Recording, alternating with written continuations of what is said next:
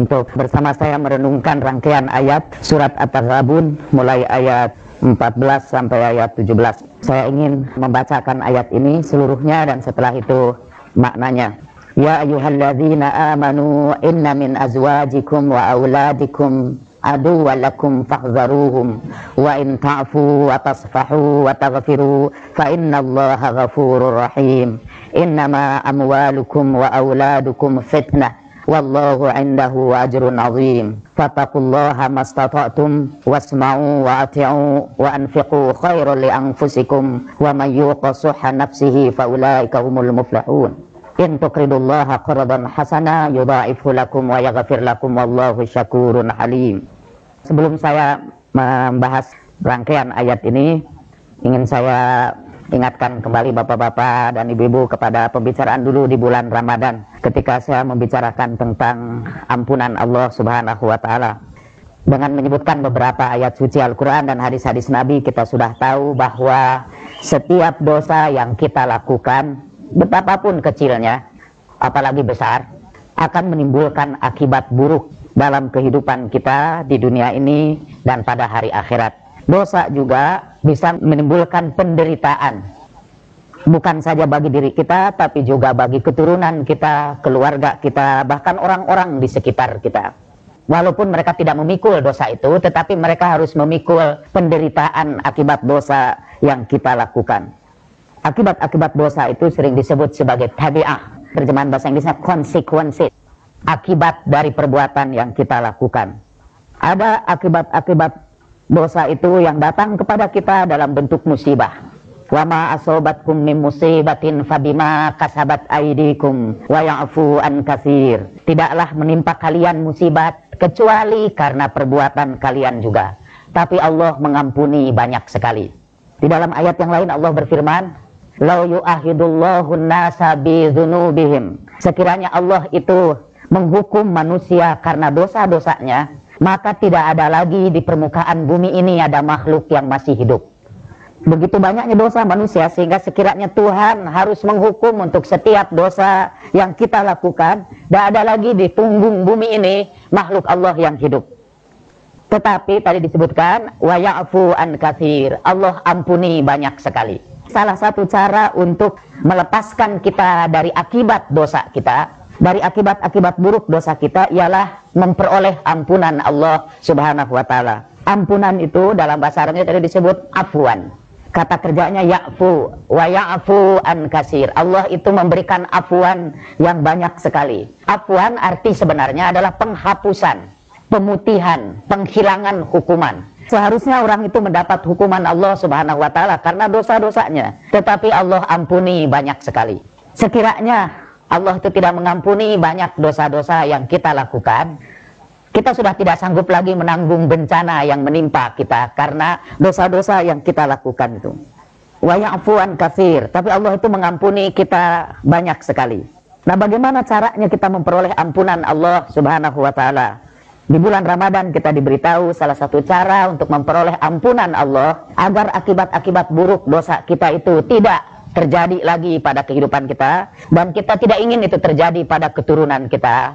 Kita juga tidak ingin akibat dosa itu terjadi pada orang-orang di sekitar kita. Nah, supaya tidak terjadi akibat-akibat buruk dari dosa itu, kita harus memperoleh ampunan Allah. Salah satu cara untuk memperoleh ampunan Allah ialah istighfar. Itu yang kita lakukan di bulan Ramadan itu, mencoba mencari ampunan Allah dengan memperbanyak istighfar. Di dalam Al-Quran disebutkan, kalau kita melazimkan istighfar, Tuhan akan meluaskan rezeki kita. Istaghfiru rabbakum innahu kana ghafara yursilis samaa'a 'alaikum midrara wa yumdidkum bi amwalin. Tuhan akan memperbanyak harta kalian kalau kalian istighfar. Di dalam ayat yang lain Allah berfirman, wa anistaghfiru rabbakum tsumma tubu ilaihi yumati'kum mata'an hasana. Beristighfarlah kamu kepada Allah, bertaubatlah kamu kepadanya, nanti Allah berikan kepada kamu kebahagiaan hidup. Allah datangkan kepada kamu kebahagiaan hidup, mata'an hasana ila ajalim musamma. Nah, mengapa istighfar dapat membuka rezeki dan mendatangkan kehidupan yang bahagia dalam kehidupan kita? Karena istighfar itu menolakkan dari kita berbagai bencana yang diakibatkan oleh dosa-dosa yang kita lakukan. Kata Rasulullah sallallahu alaihi wasallam, wa inna minadz-dzunub, di antara dosa-dosa itu ada yang menahan rezeki. Dan dosa itu antara lain adalah berbuat zalim, al-baghyu, berbuat sewenang-wenang terhadap orang lain. Ada di antara dosa itu yang menyebabkan orang tidak bisa bangun untuk melakukan salat malam. Sulit untuk melakukan salat malam karena dosa-dosa yang dilakukannya. Ada di antara dosa-dosa itu yang yahbisud doa, yang menahan diterimanya doa kita. Seperti dalam doa Kumail itu disebutkan macam-macam dosa dengan akibatnya. Allahumma gfir li dzunuballati tunzilun niqam. Ada dosa-dosa yang menyebabkan Tuhan menurunkan bencana ke dalam kehidupan kita. Allahumma gfir li dzunuballati tughayyirun ni'am. Ada dosa-dosa yang menyebabkan nikmat kita diubah Tuhan. Tuhan memberikan kenikmatan, kemudian Tuhan ganti kenikmatan itu menjadi bala karena dosa itu. Ada di antara dosa-dosa itu yang yahbisud doa, yang menahan doa kita. Di dalam hadis disebutkan dosa yang menahan doa kita, yang menyebabkan doa kita tertutup, tidak sampai kepada Allah Subhanahu wa taala, tidak diijabah Tuhan, adalah uququl walidain, durhaka kepada orang tua. Karena itu kata sebagian ulama, apabila kita melakukan sholat sementara kita durhaka kepada orang tua, sholat kita tidak diterima Allah Subhanahu wa taala. Karena sholat itu adalah kumpulan doa. Sholat itu sejak awal sampai akhir isinya doa. Sedangkan durhaka kepada orang tua menahan doa kita sampai kepada Allah Subhanahu wa taala, menahan diijabahnya doa.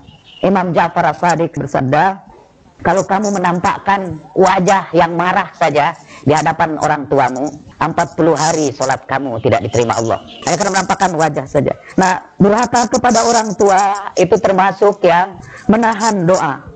Dan karena sholat adalah kumpulan doa, haji juga itu kumpulan doa.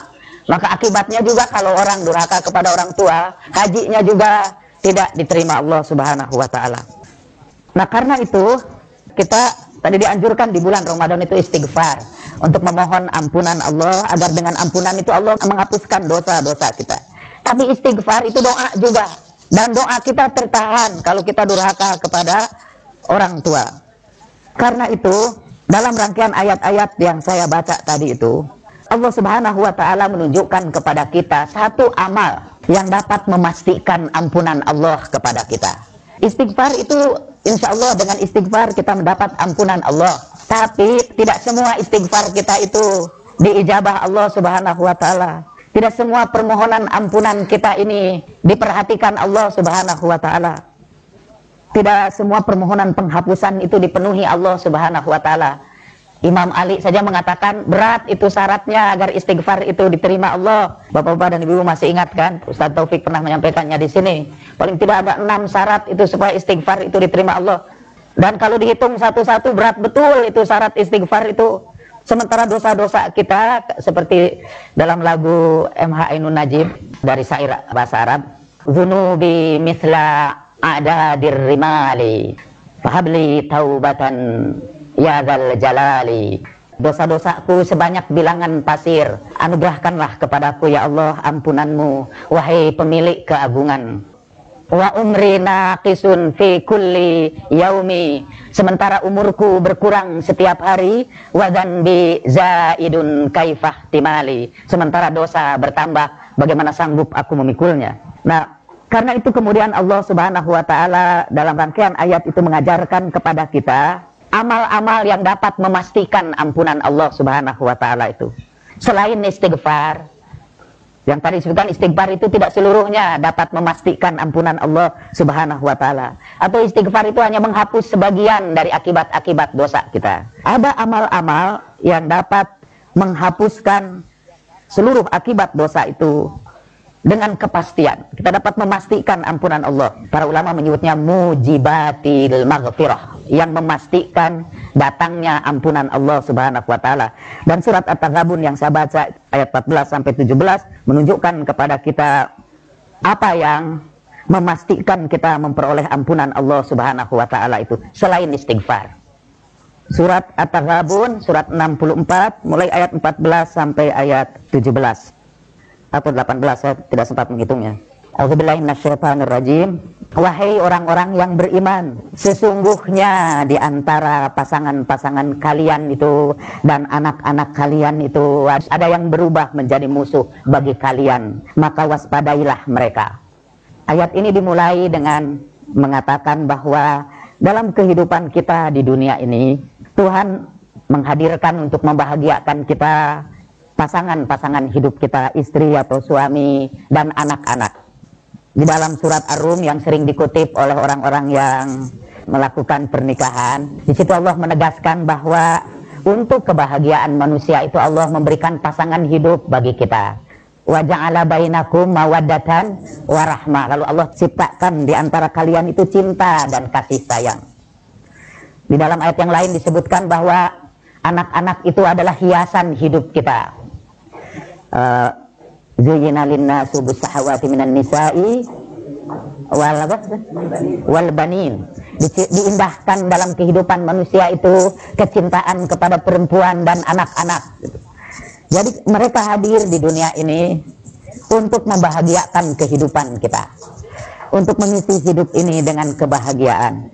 Tetapi ayat ini mengingatkan bahwa tidak jarang dalam kehidupan itu istri atau suami atau anak-anak yang seharusnya mendatangkan kebahagiaan kepada kita berubah menjadi musuh yang mengancam kita, yang mengganggu kebahagiaan kita, yang merusakkan ketentraman keluarga kita. Ya ayyuhallazina amanu, hei orang-orang yang beriman, sesungguhnya di antara istri-istri kalian dan anak-anak kalian itu ada yang menjadi musuh bagi kalian. Saya menerjemahkan kum itu dengan kata kalian, tidak dengan kata kamu. Kamu dalam bahasa Indonesia biasanya hanya untuk satu orang saja. Walaupun juga kamu dalam bahasa Indonesia bisa dipakai untuk banyak orang juga. Saya bawa istri saya sekarang ini untuk silaturahmi juga dengan ibu-ibu dan bapak-bapak. Bisa kalau menerjemahkan ini, saya menerjemahkan ayat ini tidak pakai kalian, saya pakai kamu. Sesungguhnya di antara istri-istri kamu. Bisa bilang itu dalam Qur'annya saja itu istrinya itu banyak itu. Istri-istri kamu. Atau dalam doa Rabbana hablana min azwajina, Tuhan anugerahkanlah kepada kami istri-istri kami. Tapi kami banyak gitu kan. Saya menerjemahkan pasangan hidup karena azwaj itu bisa berarti istri, kalau untuk suami dia bisa berarti suami untuk istri. Tidak mungkin suami-suami aku gitu. Wahai orang-orang yang beriman, sesungguhnya di antara pasangan-pasangan kamu itu dan anak-anak kamu itu ada yang menjadi musuh bagi kamu. Bisa jadi musuhnya itu selama-lamanya, bisa jadi juga musuh untuk waktu-waktu yang tertentu. Dalam kehidupan keluarga itu tiba-tiba keluarga sendiri berubah menjadi musuh, cinta berubah menjadi kebencian, dan perhatian berubah menjadi pengabaian. Karena keluarga berubah fungsinya menjadi musuh yang saling mengancam satu sama lain. Di dunia ini juga, di akhirat juga ada yang berubah jadi musuhnya itu di akhirat. Tapi biasa itu sudah di dunia ini juga sudah jadi musuh. Di akhiratnya juga sudah menjadi musuh. Kata Imam Ali, di antara nasihat Imam Ali kepada seorang laki-laki yang mau menikah, Imam Ali berkata, jangan jadikan istri kamu orang yang paling menderita karena perbuatan kamu. Karena nanti istri kamu akan mengadukkan kamu di hadapan pengadilan Allah di hari kiamat nanti. Walaupun itu mungkin untuk istri, tapi juga berlaku untuk suami. Jadi sekurangnya Imam Ali itu bicara kepada para ibu, dia akan berkata, jangan jadikan suamimu orang yang paling menderita karena perbuatan kamu. Karena nanti suami itu akan mengadukkan ibu di hadapan Allah Subhanahu wa Ta'ala. Jadi dalam kehidupan keluarga bisa berubah kebahagiaan itu menjadi penderitaan karena anggota keluarga berubah menjadi musuh satu sama lain. Al-akhila'u ba'duhum li ba'din aduwwun. Sahabat-sahabat, saudara-saudara keluarga itu pada hari itu berubah menjadi musuh. Dan karena berubah menjadi musuh, maka terjadilah berbagai dosa.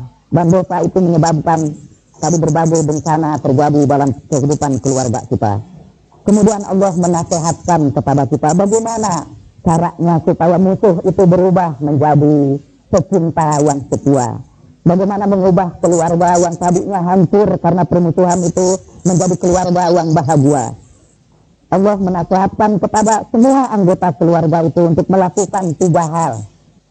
Yang 3 hal itulah yang akan memastikan kita untuk memperoleh ampunan Allah Subhanahu wa Ta'ala.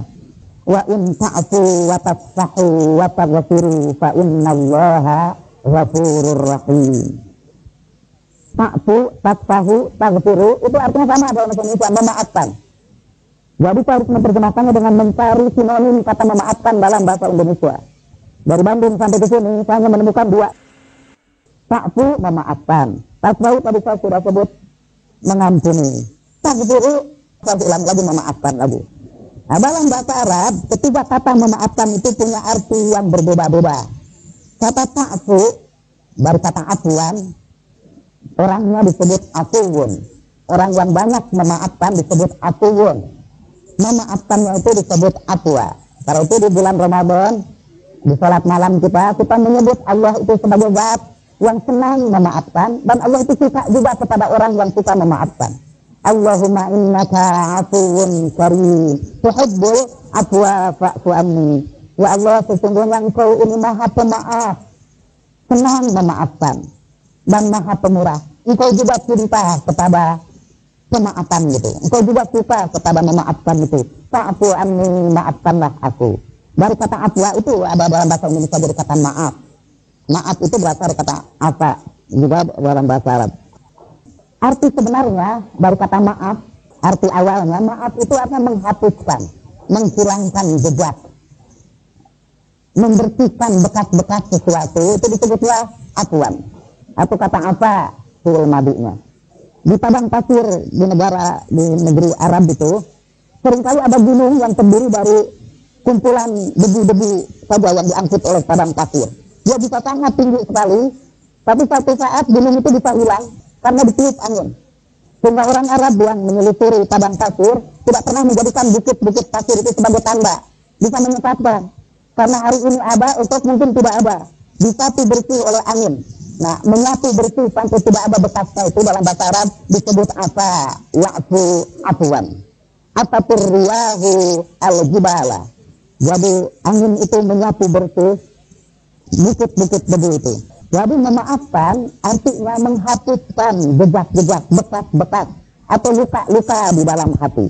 Dalam kehidupan keluarga itu, dalam kehidupan masyarakat, kadang-kadang ada di antara kita yang menyakiti hati kita. Sampai ditorehkanlah di situ luka dalam hati kita. Mungkin suami itu pernah juga berbuat sesuatu yang membuat hati ibu terluka. Biasanya itu luka yang seperti itu kita korek-korek gitu. Dikorek-korek, diperdalam luka itu biasanya sebelum tidur, ditambah dengan imajinasi, dengan kreativitas kita sendiri, sehingga luka itu makin lama makin mendalam. Nah, kalau kita memaafkan orang, kita hapuskan luka itu, kita melupakan semuanya seakan-akan itu tidak pernah terjadi. Tidak benar itu kalau ada orang mengatakan saya maafkan kamu, tapi dalam hati masih ingat betapa sakitnya hati itu karena apa yang dia lakukan itu. Dan masih juga tidak bisa tidur mengenang perbuatan buruknya. Itu belum memaafkan. Itu belum ta'fu.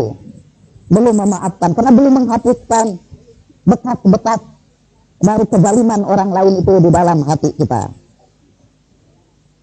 Di dalam Al-Quran diberikan contoh tentang maaf ini yang menghapuskan itu. Kita mengetahui bahwa Nabi Yusuf alaihissalam itu karena iri hati keluarganya dilemparkan ke dalam sumur sampai hidup sebagai budak beluan, sampai masuk penjara, menderita karena ulah perbuatan saudara-saudaranya. Akhirnya Nabi Yusuf menjadi seorang pejabat tinggi, menteri logistik, dan ketika keluarganya dalam keadaan kelaparan meminta bantuan kepadanya, lalu mereka baru tahu bahwa orang yang membantu mereka itu adalah Yusuf. Mereka bersimpuh semua bersujud. Itu juga sekaligus boleh sujud kepada manusia. Asal sujudnya itu bukan sujud menyembah, tetapi sujud memberikan penghormatan. Mereka sujud di hadapan Nabi Yusuf. Dan apa kata Nabi Yusuf waktu itu? La tasriba alaikumul yaum. Sudah apa-apa lagi di antara kita sekarang ini. Sudah terhapus semuanya itu. La tasriba alaikumul yaum. Hari ini sudah tidak ada apa-apa lagi. Sudah bersihlah kita sekarang ini. Jadi tidak usah lagi mengungkit-ungkit apa yang terjadi sebelumnya. Jadi kalau ada di antara keluarga yang maaf-maafan, saling salam-salaman, bahwa itu sudah lebaran, tapi setelah itu diungkit-ungkit kembali peristiwa-peristiwa sebelumnya, itu belum memaafkan sebetulnya. itu baru upacara formal saja. Atau maaf-maafannya itu hanya acting aja, sebagaimana yang dicontohkan kepada kita oleh para artis di televisi. Sekarang kan ulama kita itu para artis, perilaku kita ini mencontoh para artis, termasuk juga dalam maaf-maafan. Akhirnya maaf-maafan kita menjadi sebuah acting yang bagus, kadang-kadang walaupun tanpa latihan. Kita maaf-maafan, menyodorkan tangan kita tersenyum, tapi kalau kembali lagi ke tempatnya masing-masing, kita ungkit-ungkit kembali. Bekas-bekas itu bukan dihapuskan, malah ditoros lebih dalam lagi. Itu berarti belum memaafkan. Nah, yang pertama yang harus kita lakukan ialah kita memperoleh ampunan Allah, ialah menghilangkan bekas-bekas tadi itu. Biasa bekas-bekas itu muncul dalam bentuk dendam, keinginan kita untuk membalas.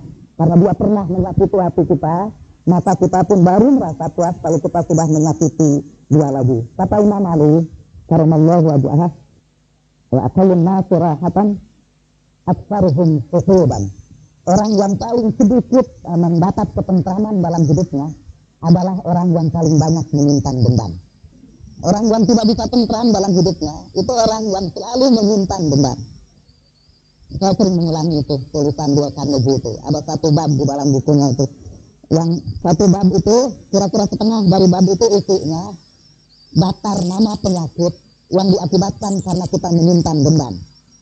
Bapak bisa baca dalam buku dia itu. How to stop worrying and start living itu. Daftar sejumlah penyakit yang diakibatkan karena orang tidak bisa memaafkan. Belakangan ketika saya sedang menulis sekarang ini tentang psikologi agama, saya menemukan hasil penelitian kedokteran juga bahwa orang yang beragama cenderung lebih sehat. Dan salah satu sebabnya mengapa orang beragama itu lebih sehat bukan karena dia menjalankan ritus-ritus keagamaannya, tapi karena ini penulis buku orang Kristen, itu karena mereka mengikuti petunjuk Yesus, yaitu cintailah musuh-musuhmu, love your enemy. Mencintai musuh itu kan luar biasa, sangat sulit kita lakukan. Saya itu kalau di dalam hadis-hadis sudah kita temukan cintai musuh-musuhmu. Mungkin karena itu sangat sulit kita lakukan. Dan Islam tidak pernah memerintahkan kepada kita untuk melakukan sesuatu yang di luar kemampuan kita. La yukallifullahu nafsan illa wus'aha. Dan Carnegie itu mengatakan begini, you are not century enough to love your enemy. Engkau tidak cukup suci untuk bisa mencintai musuh-musuhmu. Tidak sanggup kita mencintai musuh-musuh kita. Tapi demi kesehatanmu, kata Carnegie, demi kebahagiaan hidupmu, lupakan mereka dan maafkan mereka. Nah, melupakan itu adalah afuan di dalam bahasa Arabnya. Wa in ta'fu, jika kamu lupakan itu, kamu hapuskan luka-luka dalam hati kamu itu, kamu hilangkan dendam kamu itu. Kata yang kedua adalah tasfahu. Tasfahu dari kata safhan artinya membebaskan seseorang dari hukuman. Jadi kemudian kita bisa terjemahkan ini gini, yang tiga itu, jika kamu memaafkan dan jika kamu membebaskan orang yang seharusnya mendapat hukuman, kita bebaskan dari hukuman itu. Memang kalau kita dizalimi, kita diizinkan Tuhan untuk membalas kezaliman itu dengan balasan yang setimpal, tapi dengan syarat itu setimpal balasannya. Biasanya membalas itu sering lebih tinggi daripada yang dilakukannya. Fa'atubu bimithli betul. Balaslah kamu seumpama seperti kamu diperlakukan oleh mereka. Diizinkan Allah itu untuk memberikan balasan. Karena mereka itu berhak mendapat hukuman karena kezaliman yang mereka lakukan itu. Tapi memaafkan itu lebih baik bagi kamu. Nah, memaafkan dengan menghapuskan hukuman itu kepada yang seharusnya menerima disebut tasfahu. Jadi jika kamu memaafkan dan kamu bebaskan mereka dari pembalasan kamu, dalam memaafkan itu harus ada tadi tiga syarat dalam memaafkan. Syarat yang pertama ialah menghapuskan dari hati kita bekas-bekas atau luka yang diakibatkan oleh perbuatan dua itu. Yang kedua, kita bebaskan keinginan kita untuk membalas dendam, untuk menghukum dia karena perbuatannya itu. Itu namanya tasfahu, membebaskan dia dari hukuman itu. Yang ketiga, targhafuru. Dan itulah yang paling populer. Biasanya kepada Allah Subhanahu wa taala kita sering mengucapkan kata ughfirli wa rabbirli. Dari kata ghafara itu, wa ghafuru, ghufranan wa maghfiratan. Kadang-kadang ghafara ini dengan atwa itu dua-duanya ada disebutkan, misalnya di dalam air surat Al-Baqarah itu. Tuhan, janganlah Engkau siksa kami kalau kami berbuat salah atau lupa. Jangan Engkau timpa kepada kami beban yang kami tidak sanggup memikulnya. Wala tuhammilna ma la taqata lana. Itu disebut dua-duanya. Wa'fu anna wa ghafur lana. Disebut kata afu dengan kata waghfur itu dua-duanya. Wa'fu anna wa ghafur lana. Hapuskanlah baru kami ya Allah akibat dosa kami itu. Wa ghafur lana, dan ampunilah kami. Nah, dalam kata ghafara yang ghafuru, asal katanya mula-mula kata ghafara itu digunakan dalam arti menyembunyikan, menutupi sampai tidak kelihatan. Orang Arab mengatakan kepada seorang tua yang mencelup rambutnya sehingga ubannya tersembunyi, mereka menyebutnya begini, ghafara sawba bil khibabi. Dia sembunyikan ubannya dengan celupan, dengan khibab. Itu kalau untuk janggut kata sunnah itu, menyembunyikan uban dengan celupan, biasanya dicelup dengan warna merah. Kalau orang-orang Timur Tengah begitu, kalau mereka celup. Sebagian ulama yang mengatakan makruh apa mencelup rambut itu, karena itu peringatan Allah Subhanahu Wa Taala, mengingatkan bahwa perjalanan kita sudah hampir sampai dan kita berusaha untuk menyembunyikan uswah kita itu.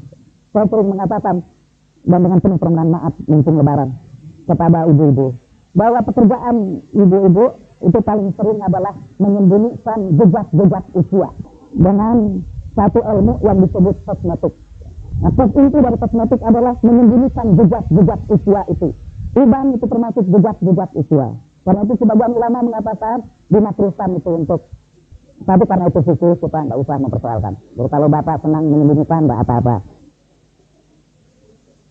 Saya sendiri karena jumlah ubannya masih sedikit, saya sudah berusaha menyembunyikan. Tapi nanti kalau sudah banyak, demi citra diri.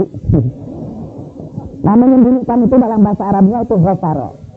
Nah, ketika kita memaafkan orang lain, itu ada syarat yang kedua. Syarat yang pertama adalah menghapuskan akibat-akibat buruk di dalam hati kita itu. Yang kedua, membebaskan dia dari hukuman yang seharusnya dia terima. Dan yang ketiga, menutupi aib yang pernah dia lakukan itu. Allah Subhanahu Wa Taala adalah zat yang mempunyai sifat senang menutupi aib itu. Satarul uyub. Allah lah yang menutupi aib-aib kita. Dan kalau kita memaafkan orang lain, itu artinya kita harus menutupi aib-aib dia itu. Kalau lagu tidak boleh diungkit-ungkit lagu, tidak boleh dibuka lagu, tidak boleh dijadikan bahan pembicaraan lagu. Terjatuh itu. Bukan saja terjatuh, baru it deep in the ground. Mungkin pada lapisan bumi yang ketujuh, itu di paling bawah itu harus disembunyikan. Jangan ditampakkan. Orang yang senang menyembunyikan aib, akan Allah sembunyikan aibnya juga di hadapan manusia yang lain.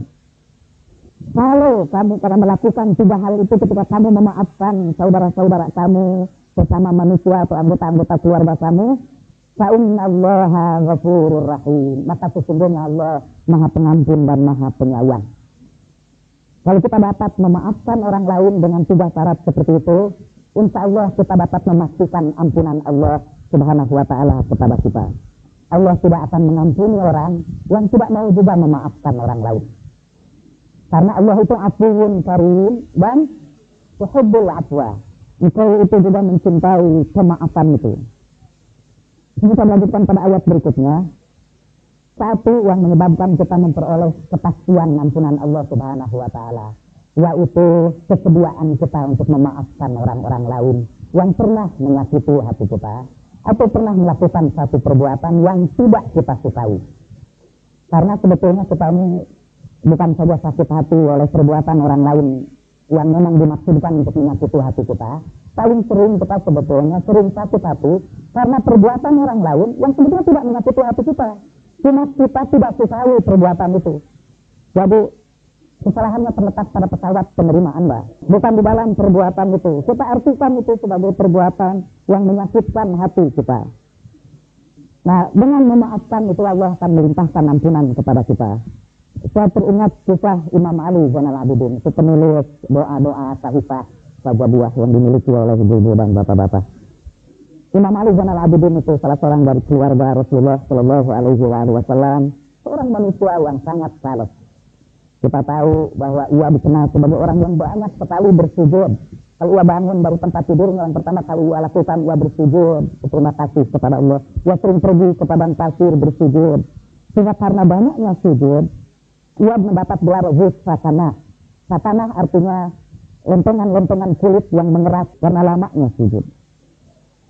Dan ia mendapat gelar satanah, orang yang punya lentongan kulit. Kadang-kadang lentongan kulitnya itu terbuka terkelupas, dan ia kumpulkan, disimpan di satu tempat. Ia wasiatkan kepada keluarganya agar menguburkan kulit-kulit yang terlepas itu bersama jenazahnya sebagai saksi bahwa kulit itu terlepas karena sujud yang dilakukannya. Dalam Al-Quran kami sebutkan julud, itu kulit itu akan bersaksi terhadap perbuatan yang kita lakukan. Dia bisa jadi saksi yang memberatkan kita kalau kulit itu pernah kita pakai untuk sesuatu yang tidak ingin saya ucapkan di sini.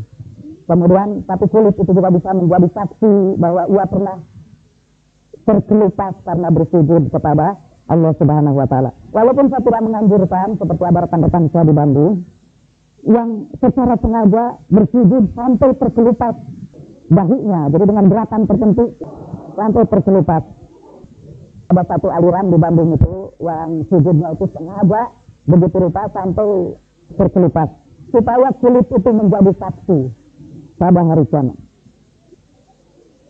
Imam Ali Zainal Abidin itu kalau sudah memasuki hari-hari terakhir bulan Ramadan, ia mengumpulkan anggota-anggota keluarganya, anak buahnya, para pembantunya, budak-budaknya. Di zaman itu masih ada perbudakan, ada budak-budaknya. Kemudian Imam Ali mengeluarkan sebuah buku catatan. Kalau disebutnya satu persatu di antara budak-budaknya itu, "Hei fulan, pada hari Selasa, tanggal sekian, jam sekian, kamu sudah melakukan kesalahan ini. Apa kamu akui kesalahan itu? Benar, wahai putra Rasulullah." "Ya benar Rasulullah." Satu-satu disebutkan, catatan itu dengan terperinci. Kadang-kadang mengejutkan mereka bahwa Imam Ali Zainal Abidin tahu kesalahan yang mereka lakukan itu. Setelah itu, sekarang saya minta kalian bersaksi di hadapanku bahwa aku sekarang memaafkan kalian semua. Aku tidak akan menghukum kalian karena perbuatan-perbuatan, karena kesalahan yang kamu lakukan itu. Lalu mereka bersaksi, sekarang saya minta kalian nanti pulang ke rumah masing-masing. Kemudian berdoa kepada Allah Subhanahu wa Ta'ala. Dalam doa itu kalian harus berkata, "Ya Allah, Maula kami, junjungan kami Imam Ali Zainal Abidin mencatat segala perbuatan kami itu dengan cermat dan ia telah memaafkan kami. Sekarang kami bermohon kepadamu ya Allah, Engkau yang mencatat semua perbuatan Imam Ali Zainal Abidin itu dengan cermat, maafkanlah dia sebagaimana ia sudah memaafkan kami." Itu perintah Imam Ali Zainal Abidin. Sebetulnya Imam Ali mau menjalankan ayat Al-Quran ini. Yaitu kalau kita ingin dimaafkan Allah Subhanahu wa Ta'ala, kalau kita ingin memperoleh ampunan Allah Subhanahu wa Ta'ala, kita pun harus memaafkan kesalahan orang-orang lain yang berbuat salah terhadap kita. Karena Allah itu tuhibbul afwa, Allah itu mencintai maaf. Nah, itu yang pertama yang dapat memastikan ampunan Allah, yaitu memaafkan orang-orang lain. Kemudian yang kedua adalah ayat selanjutnya, "Innama amwalukum wa auladukum fitnah wallahu indahu ajrun azim." Sesungguhnya itu kekayaan yang diberikan kepada kalian, anak-anak kalian itu adalah ujian Allah bagi kamu. Pada Allah jugalah ada pahala yang besar. Fattaqullaha mastata'tum, bertakwalah kamu kepada Allah sejauh kemampuan kamu. Wasma'u wa ati'u, dan dengarlah dan taatilah. Wa anfiqu khairan li anfusikum, dan infakkanlah kebaikan untuk dirimu sendiri. Wa may yuqa shuhha nafsihi fa ulaika humul muflihun. Barang siapa yang terpelihara dari kebahilan dirinya, maka mereka itulah yang memperoleh kebahagiaan. Kemudian Allah mengakhiri, "In tuqridullaha qardan hasana yudha'ifhu lakum wa yaghfir lakum." Jika kamu memberikan kepada Allah pinjaman yang baik, Allah akan melipat gandakan pinjaman itu bagi kamu. Dan pasti Allah mengampuni dosa-dosa kamu. Sesungguhnya Allah maha berterima kasih dan maha santun. Disebutkan syakur adalah sangat berterima kasih, yang senang berterima kasih.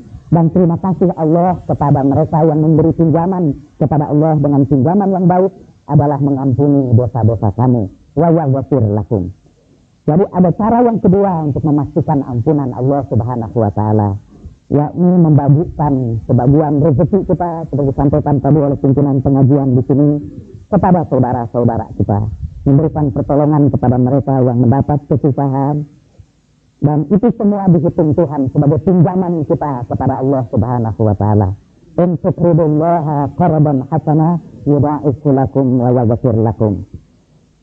Dan Allah di sini menegaskan di dalam ayat ke-16-nya, barang siapa yang sudah terbebaskan dari kebahilan dirinya, kalau dia sudah tidak dibelenggu lagi oleh kebahilan dirinya, mereka itulah orang-orang yang berbahagia. Wa may yuqa shuhha nafsihi faulaika humul muflihun.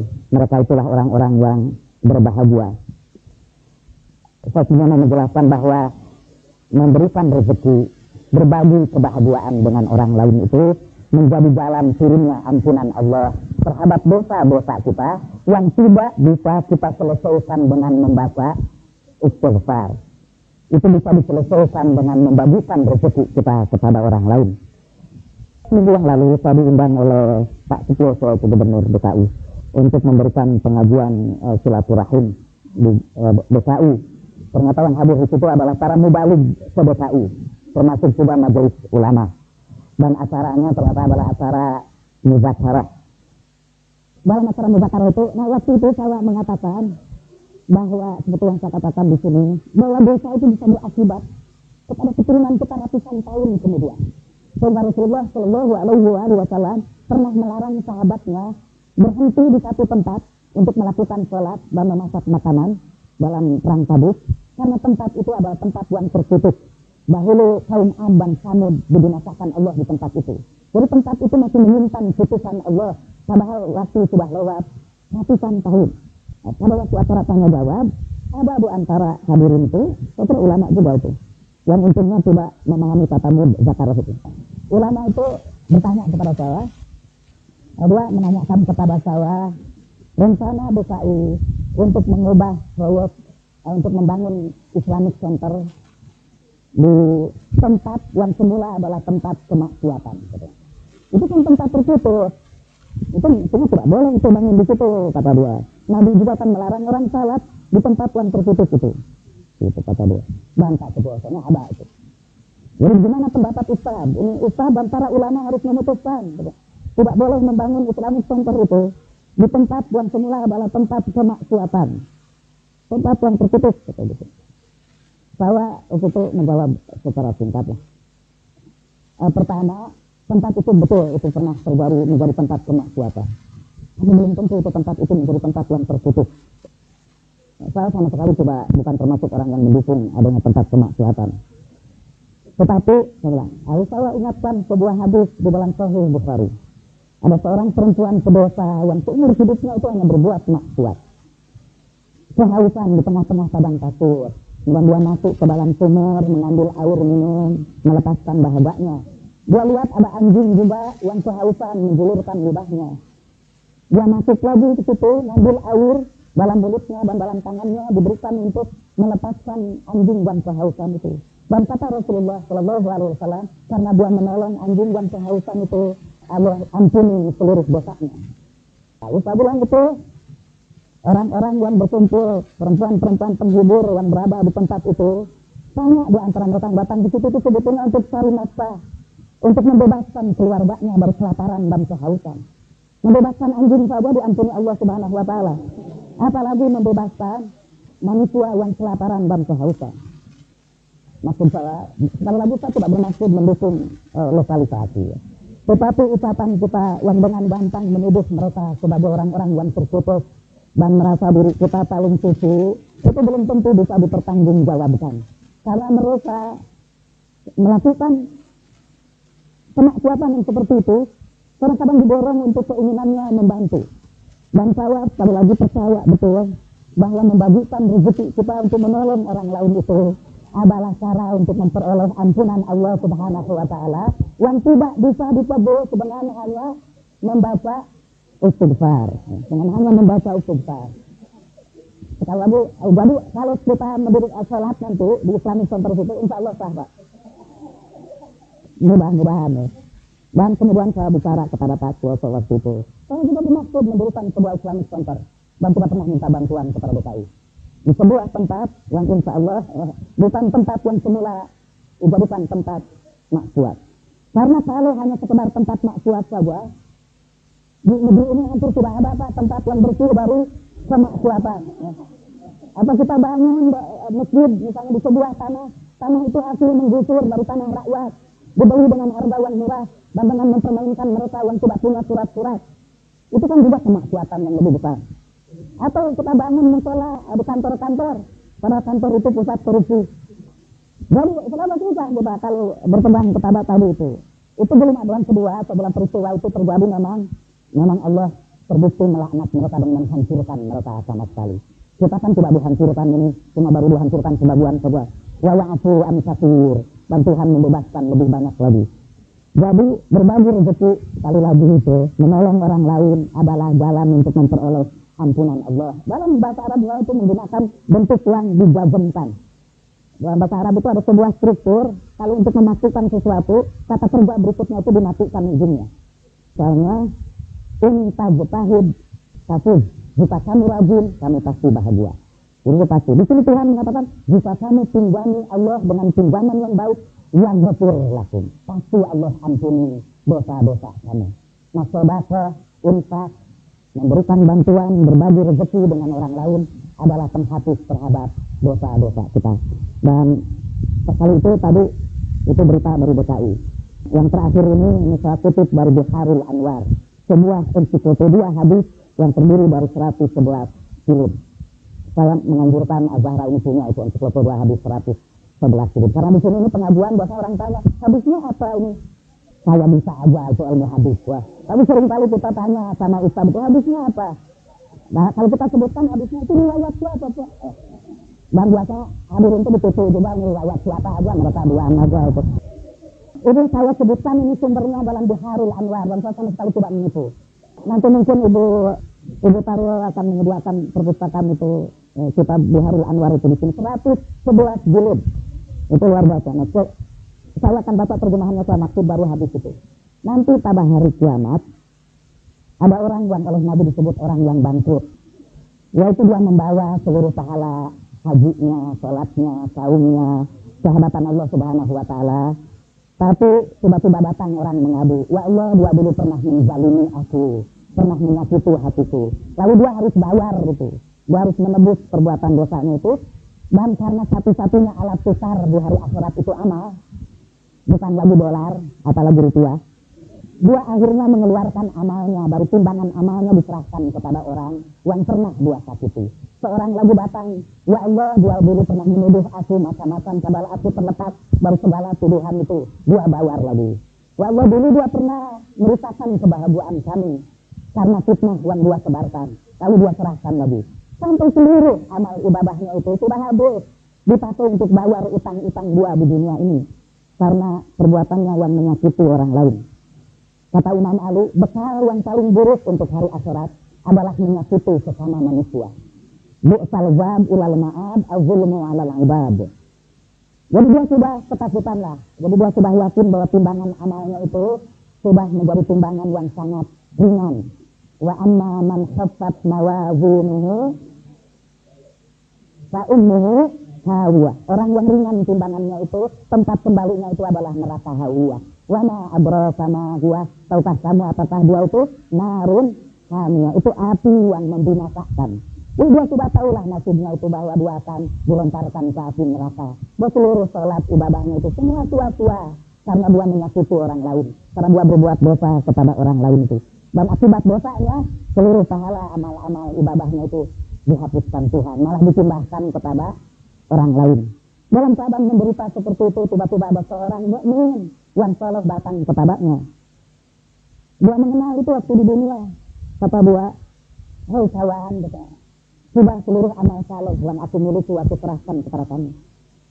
Dia berbicara kepada Allah, ya Allah, dulu ketika ia di dunia, ia pernah memelihara aku, pernah mengurus aku sampai aku dapat beramal saleh, sampai aku dapat beribadat kepada kamu karena jasa dia itu. Dan sekarang seluruh amal saleh ini akan saya berikan kepada dia sebagai balasan atas kebaikan dia di dunia dulu. Lalu Allah berfirman kepadanya, kalau kamu berikan seluruh amal saleh ini kepadanya, sabina tabkhulul jannah, Lalu dengan apa engkau akan masuk surga? Orang itu menjawab, birahmatika ya Rabb, dengan kasih sayangmu aku berharap masuk surga. Kemudian Allah Subhanahu wa taala berfirman, engkau sangat dermawan dan aku adalah yang maha dermawan. Karena itu aku berikan seluruh amal saleh kamu itu kepada dia. Sampai pada saat yang sama aku lipat gandakan amal saleh kamu. Lalu masuklah kamu berdua ke surga dengan kasih sayangku kepada Allah Subhanahu wa taala. Waktu saya baca hadis itu, saya agak terobati hati sedikit karena kemalasan saya dalam beribadah di bulan-bulan Ramadan kemarin itu. Kalahlah karena ibadahnya ibu-ibu dan bapak-bapak itu. Saya pikir sekarang saya harus cari orang yang saya urus. Di masjid saya itu saya adakan juga acara menghidupkan malam Lailatul Qadar semalam suntuk. Dan saya selain hadir di situ saya urus makan mereka, makan sahur mereka. Supaya nanti di hari kiamat ketika seluruh amal saya sudah habis karena orang-orang yang saya sakiti dengan libah saya di mimbar-mimbar seperti ini datang menuntut amal saleh saya. Ada orang-orang itu yang ibadah waktu itu datang di hadapan saya, Allah itu seluruh pahala ibadah saya pada malam Qadar itu aku serahkan kepada dia. Karena berkat bantuan dialah saya dapat menjalankan ibadah itu. Akhirnya Allah berikan kepada kedua-duanya. Dan saya kira yang terakhir itu saya lagi menunjukkan berbagi bahagia dengan orang lain, bagikan rezeki kita kepada mereka adalah salah satu cara untuk memastikan kita memperoleh ampunan Allah Subhanahu wa taala. Untuk ridullah qaradan hasana yudaifu lakum wa yaghfir lakum. Jika kami beri pinjaman kepada Allah pinjaman yang baik, Allah akan lipat gandakan itu dan Allah akan ampuni dosa-dosa kami. Sesungguhnya Allah Maha berterima kasih dan Maha Pengampun. Dan terakhir saya mohon maaf pertama karena keterlambatan saya datang ke sini. Saya tidak ingin mencari alasan apa-apa, saya hanya ingin mencari alasan buat bapak dan ibu-ibu untuk berlatih memaafkan orang lain. Dan kalau bapak-bapak dan ibu-ibu tidak memaafkan saya, jangan coba-coba minta ampun kepada Allah Subhanahu wa taala. Yang kedua, saya atas nama satu keluarga saya juga dan pengajuan-pengajuan yang saya lakukan kepada hal-hal yang tidak berkenan kepada bapak-bapak dan ibu saya sebetulnya mohon maaf. Dan setelah saya mengucapkan ini saya tidak peduli lagi apakah ibu-ibu dan bapak-bapak memaafkan saya atau tidak. Karena saya sudah menyampaikan maaf itu. Itu terserah bapak dan ibu-ibu, kalau mau rujuk jangan maafkan saya. Yang terakhir adalah kita mohonkan ampunan kepada Allah Subhanahu wa taala, memohonkan kepadanya agar Allah berkenan memberikan kekuatan kepada kita untuk dapat memaafkan orang-orang yang pernah menyakiti hati kita. Allahumma barik wa sallim ala nabi wa ayyuhalladzina amanu sallu alaihi wa sallimu taslima. Allahumma salli ala Muhammad wa ali Muhammad. Rabbana la tu'akhidna in nasina aw akhtana. Rabbana wa la tahmil alaina isran kama hamaltahu 'ala alladhina min qablina. Rabbana wa la tuhammilna ma la taqata lana bih. Wa'fu 'anna waghfir lana warhamna. Anta maulana fansurna 'alal qaumil kafirin. Rabbana wasi'ta kulla shay'in rahmatan wa 'ilma. Faghfir lil ladzina tabu wattaba'u sabilak wa qihim 'adzabal jahim. Rabbana wadkhilhum jannati 'adnin allati wa'adtahum wa man salaha min abaihim wa azwajihim wa dhurriyyatihim innaka antal 'azizul hakim.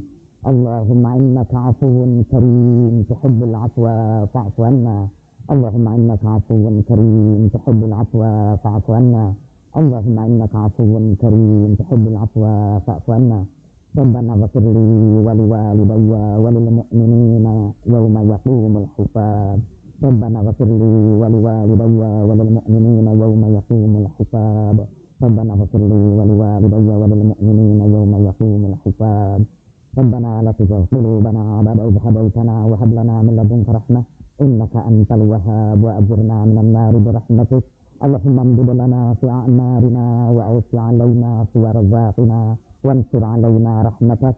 In kunna 'indaka fi ummil kitab aswa faj'alna sa'ada fa innaka tamhu ma tasha wa tusbit wa 'indaka ummul kitab.